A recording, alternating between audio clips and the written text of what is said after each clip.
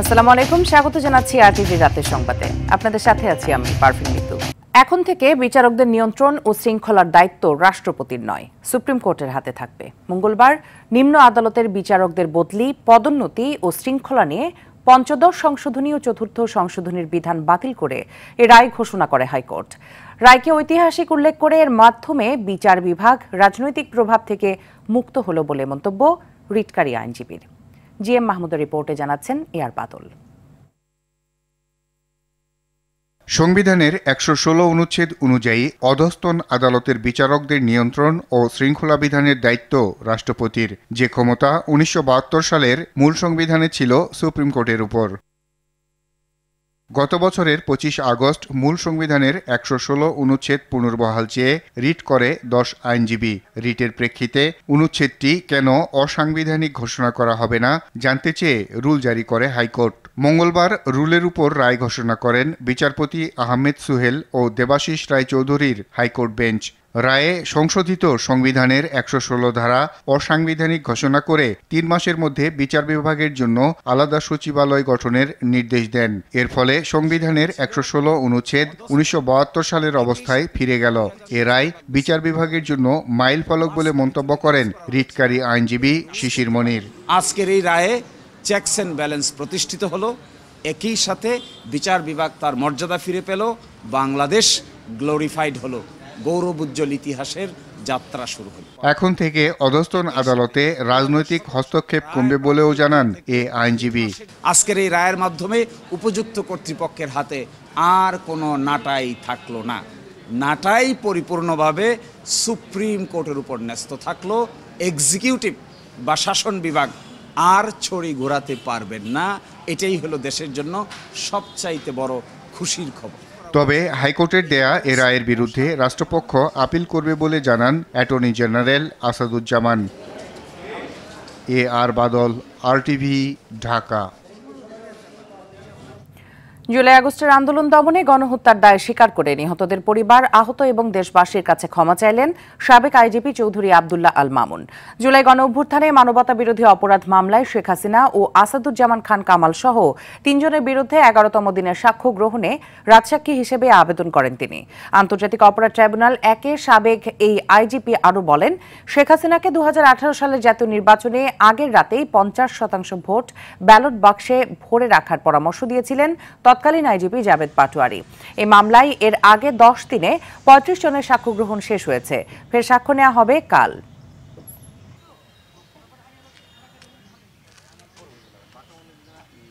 কি পদ্ধতিতে গ্রেপ্তার হতো, কি পদ্ধতিতে গুম করা হতো, কি পদ্ধতিতে লাশ ডিসপোজাল করা হতো, সমস্ত বিষয় তিনি বলেছেন। সেই কাজগুলো র্যাবের কোন উইং, কোন কোন ব্যক্তি, কোন কোন পদধারী সেগুলো করতেন, সেগুলোর তিনি অকাট্য সাক্ষ্য প্রমাণ দিয়েছেন। জুলাই হত্যার বিচার দ্রুত করতে ট্রাইব্যুনালের সংখ্যা বাড়তে পারে বলে জানিয়েছেন আইন উপদেষ্টা ডক্টর আসিফ নজরুল। সকালে আন্তর্জাতিক অপরাধ ট্রাইব্যুনাল ২-এর মূল ভবনের সংস্কার কাজ পরিদর্শন শেষে কথা বলেন তিনি। আসিফ নজরুল বলেন, জুলাই হত্যার বিচার কাজ দ্রুত শেষ করতে ট্রাইব্যুনাল ৩ গঠিত হতে পারে। ২০২৪ সালের জুলাই আগস্টের হত্যাযজ্ঞের বিচারকে সর্বোচ্চ গুরুত্ব দিচ্ছে সরকার। বিচারের গতি সন্তোষজনক বলেও জানান তিনি।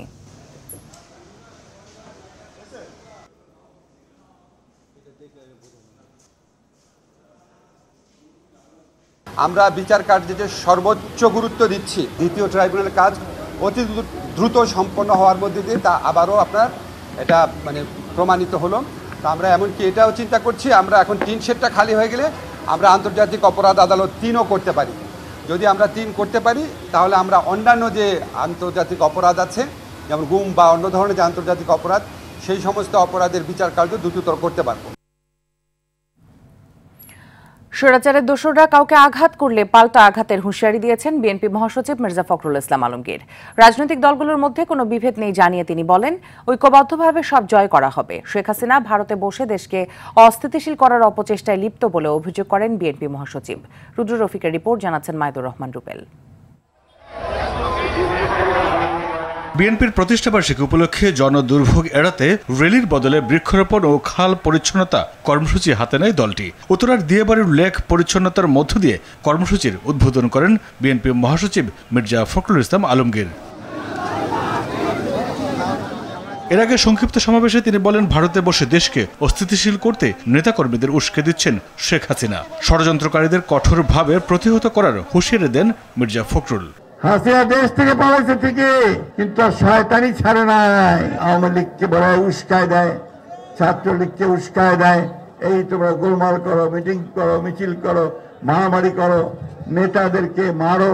আপনারা সাবধান থাকবেন, যদি আপনাদের কারোর উপর কোনো হাত পড়ে, ওই আওয়ামী লীগের সেই হাত আপনারা ভেঙে দিবেন। নির্বাচন সামনে রেখে কোনো ধরনের বিশৃঙ্খলায় না জড়াতে দলীয় নেতাকর্মীদের নির্দেশ দেন বিএনপি মহাসচিব।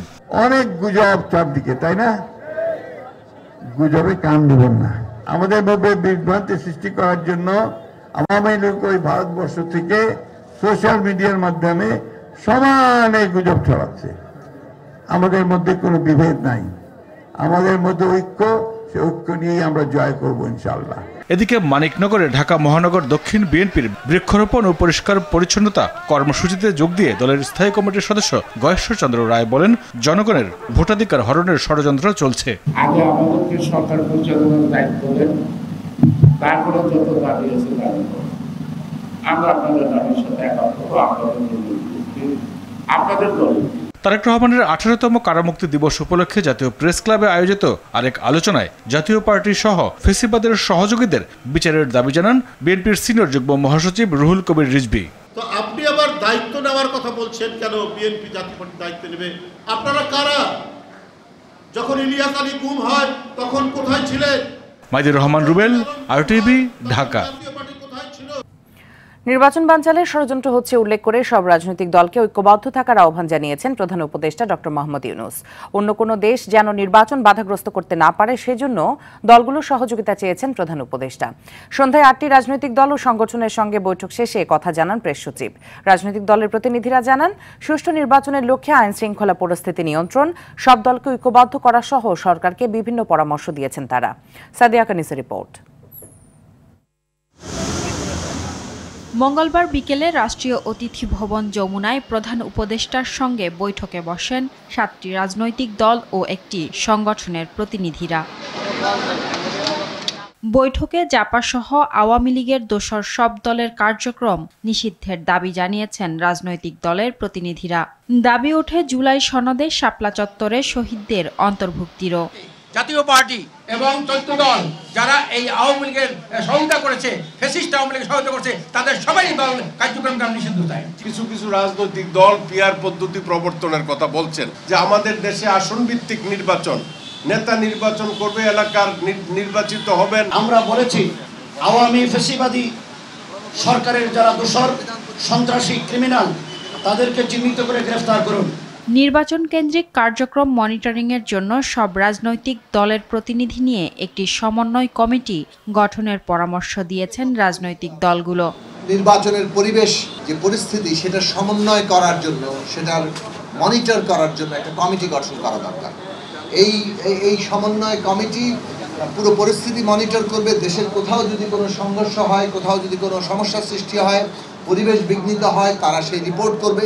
জেলা উপজেলা পর্যায়ে সব রাজনৈতিক দলগুলোকে নিয়ে একটা সমন্বিত কমিটি করার কথা বলেছি।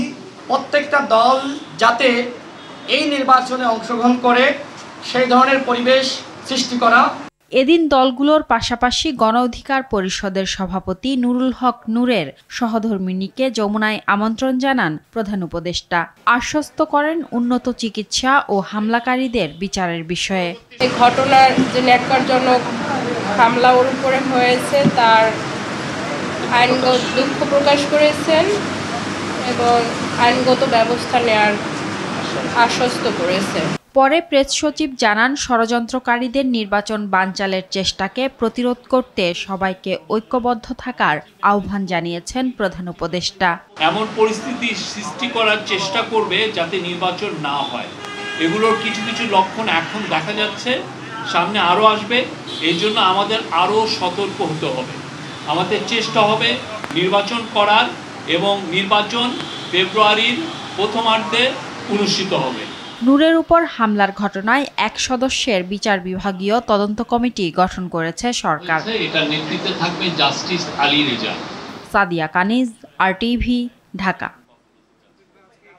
ঢাকা বিশ্ববিদ্যালয় কেন্দ্রীয় ছাত্র সংসদ ডাকসু নির্বাচন নিয়ে আপিল বিভাগের পূর্ণাঙ্গ বেঞ্চে শুনানি হবে কাল।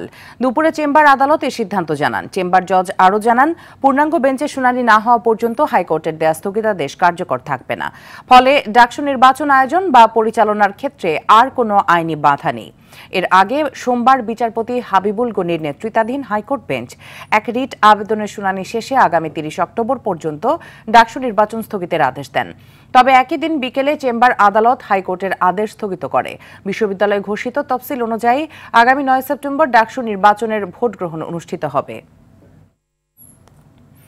উৎসবমুখর পরিবেশে চলছে ডাকসু নির্বাচনের প্রচার। এদিকে ডাকসুর প্রার্থীকে ধর্ষণের হুমকির ঘটনায় 3 সদস্যের তদন্ত কমিটি গঠন করেছে বিশ্ববিদ্যালয় প্রশাসন। বিশ্ববিদ্যালয় প্রশাসন ব্যর্থ হলে আইনি ব্যবস্থা নেওয়ার কথা জানিয়েছেন ওই নারী প্রার্থী। এই ঘটনায় বিক্ষোভ মিছিল করেছে ছাত্রদল। শিবির সমর্থিত ভিপি প্রার্থী জানায়, তাদের বিজয় ঠেকাতে ধর্ষণের হুমকিদাতার সঙ্গে শিবিরের নাম জড়ানো হয়েছে। রাকিব হাসানের রিপোর্ট।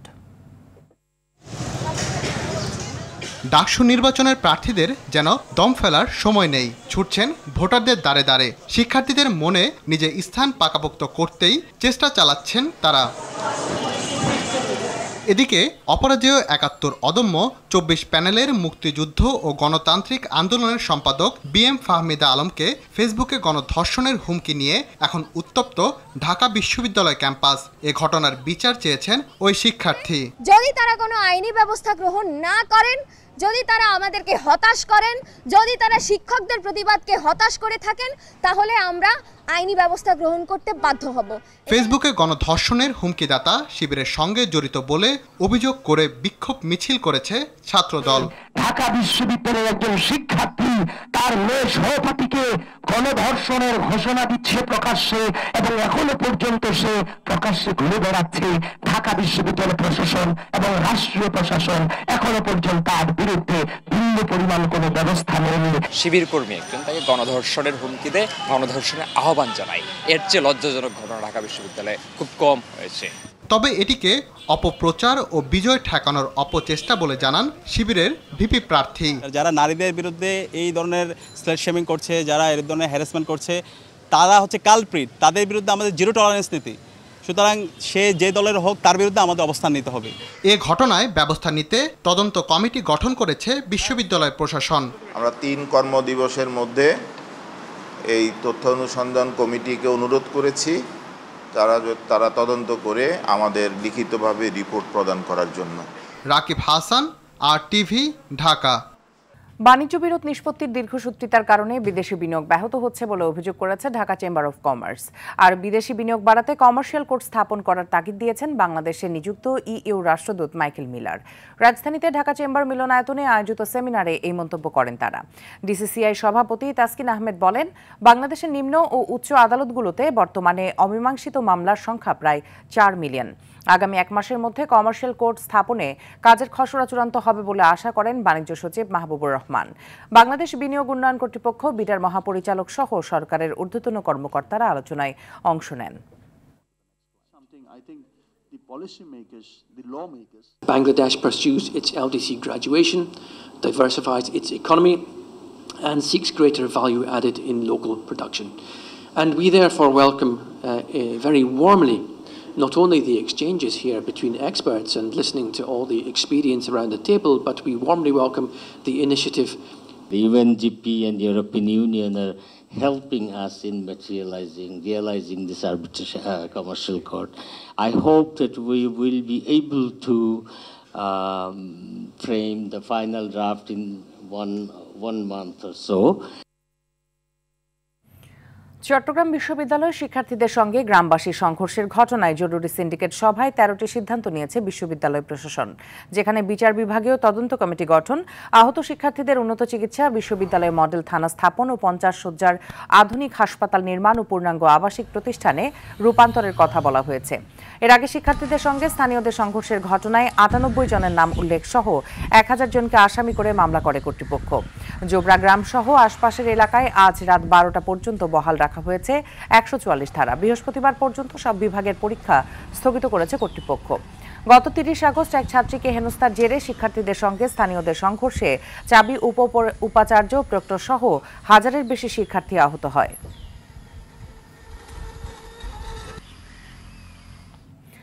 বাংলাদেশ কৃষি বিশ্ববিদ্যালয়ের চলমান আন্দোলন নিরসন ও পরিস্থিতি স্বাভাবিক করতে শিক্ষার্থীদের সঙ্গে নিঃশর্ত আলোচনায় বসতে রাজি বিশ্ববিদ্যালয় প্রশাসন।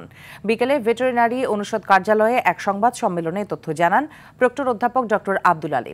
এর আগে হল ছাড়ার নির্দেশ প্রত্যাখ্যান করে ময়মনসিংহের জব্বারের মোড়ে রেলপথ অবরোধ করেন বিক্ষুব্ধ শিক্ষার্থীরা। এতে বন্ধ হয়ে যায় ঢাকা ময়মনসিংহ রুটে ট্রেন চলাচল। বিকেলে অবরোধ কর্মসূচি প্রত্যাহার করেন তারা। ভেটেরিনারি এবং পশুপালন অনুষদের ডিগ্রি মিলিয়ে একটি কম্বাইন্ড ডিগ্রির দাবিতে আন্দোলন করছে বাকৃবি শিক্ষার্থীরা। আলোচনা আজকে বসতে চাইছে, বসুক, তারা খোলা মন নিয়ে আসুক, আমরাও খোলা মন নিয়ে আসি। দিন শেষে কিন্তু আমরা সবাই ছাত্র শিক্ষক, নিঃশর্ত আলোচনায় বসতে হবে। নিঃশর্ত আলোচনায় বসে তারপরে আমরা আলোচনার টেবিলে আমরা সমাধান করবো। যদি তারা বলে যে আমরা যে 6 দফা দিয়েছি ওই 6 দফা মেনে নিয়ে এসে আলোচনায় বসেন, এটা তো কর্তৃপক্ষের পক্ষে অসম্ভব একটা জিনিস। শিক্ষাক্ষেত্রে অচল অবস্থা দুঃখজনক উল্লেখ করে মন্ত্রণালয় এ বিষয়ে উদ্বিগ্ন বলে মন্তব্য করেছেন শিক্ষা উপদেষ্টা CR আবরার। তিনি বলেন, চলমান সমস্যা শিগগিরই সমাধান হবে। বিষয়গুলো গুরুত্বের সঙ্গে পর্যবেক্ষণ করছে সরকার। দুপুরে সচিবালয়ে সাংবাদিকদের প্রশ্নে এসব কথা বলেন তিনি। শিক্ষা প্রতিষ্ঠানের অস্থিরতার বিষয়ে শিক্ষার্থীদের আরও ধৈর্য ধরে এগোনোর আহ্বান জানান শিক্ষা উপদেষ্টা। স্বাভাবিক শিক্ষা কার্যক্রম কিছুটা ব্যাহত হচ্ছে, তো সেটাতে আমরা যথেষ্ট রকমভাবে উদ্বিগ্ন। তবে আমরা এটা মনে করি যে কোনো সমস্যাই আলাপ আলোচনার মাধ্যমে সমাধান হওয়া সম্ভব। আমরা আশা করি দ্রুতই এই সমাধান এখানে হবে। সিরিজ জয়ের পর এবার নেদারল্যান্ডসকে হোয়াইট ওয়াশের লক্ষ্য বাংলাদেশের। বুধবার সিলেট আন্তর্জাতিক ক্রিকেট স্টেডিয়ামে সিরিজের তৃতীয় শেষ ম্যাচ শুরু হবে সন্ধ্যা 6টায়। সিরিজের জুড়ে টাইগারদের ব্যাটিং অ্যাপ্রোচ প্রশংসা কুড়ালেও প্রশ্ন উঠছে এশিয়া কাপের প্রস্তুতি নিয়ে। সিলেট থেকে রানা আহমেদের ক্যামেরায় আরও জানাচ্ছেন রাফি আমিন। কথা দিয়ে তা রাখতে পারলেন না লিটন কুমার দাস। যেসব লক্ষ্য নিয়ে নেদারল্যান্ডসের বিপক্ষে সিরিজ শুরু করেছিল বাংলাদেশ, তার বেশিরভাগই বাস্তবায়ন করতে পারেননি অধিনায়ক। টপ অর্ডারের উইলোতে রান ও সিরিজ জয় প্রাপ্তি দুটি ম্যাচ থেকে। মূলত সংযুক্ত আরব আমিরাতের কন্ডিশনের কথা ভেবেই সিলেটে হচ্ছে নেদারল্যান্ডসের বিপক্ষে সিরিজ। অথচ দুর্বল নেদারল্যান্ডসের বিপক্ষে জয়ের নেশায় প্রথম 2 ম্যাচে আগে বোলিংয়ের সিদ্ধান্ত নিয়েছে টাইগাররা, যেখানে টস জেতায় সুযোগ ছিল আগে ব্যাটিং নিয়ে বড় রান করতে অভ্যস্ত হওয়া। আর তাই প্রশ্ন জেগেছে, শুধু কি সিরিজ জেতাই লক্ষ্য ছিল টাইগারদের? টস জিতেও 2 ম্যাচেই কেন আগে ব্যাটিং করার সুযোগ নিল না বাংলাদেশ? তানজিদ তামিম দায় চাপালেন কোচ আর অধিনায়কের উপর। হোম অ্যাডভান্টেজ সবাই নিতে চায়, আর প্রথমে উইকেট যেরকম থাকে, আগের ম্যাচে যেটা দেখছেন প্রচুর ডিউ পড়ছে, তো পরে ব্যাটিং করা আরও ইজি হয়েছে আমাদের জন্য। তো আজকেও আমাদের সেম প্ল্যান ছিল, হয়তো বা ডিউ পড়বে আমাদের ব্যাটিং করতে যাতে আরও, কারণ যেহেতু সিরিজ নির্ধারণী ম্যাচ ছিল এটা। তো আমার মনে হয় যে এটা কোচ, ক্যাপ্টেন এবং টিম ম্যানেজমেন্ট যারা আছে এটা নিয়ে তারা ভাববে। লিটন তামিমদের ব্যাটিং অ্যাপ্রোচে চোখ জুড়ালেও প্রশ্নবিদ্ধ হচ্ছে প্রস্তুতির বিষয়। ডাচদের আগে ব্যাট করতে দিয়ে প্রথম 2 ম্যাচে বাংলাদেশ খেলতে পেরেছে কেবল 26.4 ওভার। 2 বছর পর দলে ফিরে সোহান অনুশীলন করে গেলেন কেবল নেটে। হৃদয়, শামীম ও জাকেররা আড়ালেই রয়ে গেলেন সিরিজ জয়ের। শেষ ম্যাচে তাদের সুযোগ হবে তো ঝালিয়ে নেওয়ার, সেটাই এখন দেখার অপেক্ষা। সিলেট আন্তর্জাতিক ক্রিকেট স্টেডিয়াম থেকে রাফি আমিন, RTV। রাতের সংবাদে পর্যন্তই। মধ্যরাতের সংবাদ 1টায় দেখার আমন্ত্রণ রইল। ধন্যবাদ সবাইকে।